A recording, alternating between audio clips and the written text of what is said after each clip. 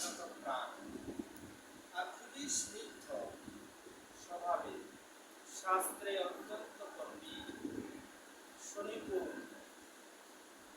মধুক্ষরা কণ্ঠস্বর, গৌর নাম সংকীর্তন রসে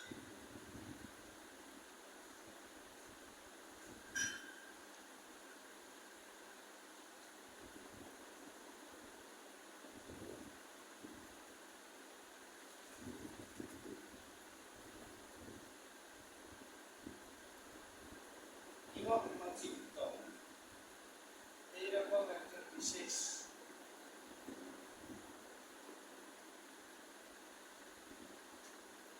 তার সান্নিধ্য আমরা পেয়েছিলাম।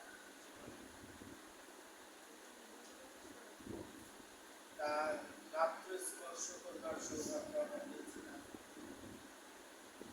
তার কণ্ঠে আমরা ভগবানের কথা শুনলাম।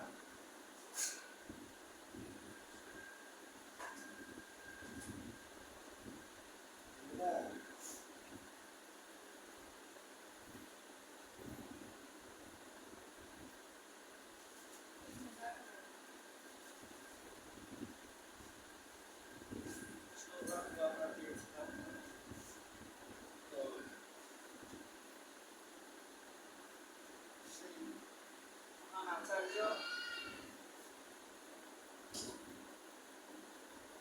একবার কোন জীব যার চরণে আশ্রয় নিয়েছে,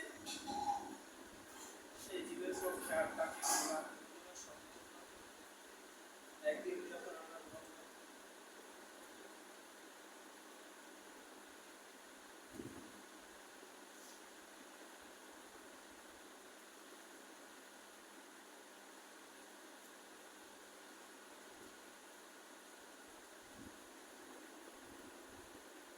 ভগবত যাব,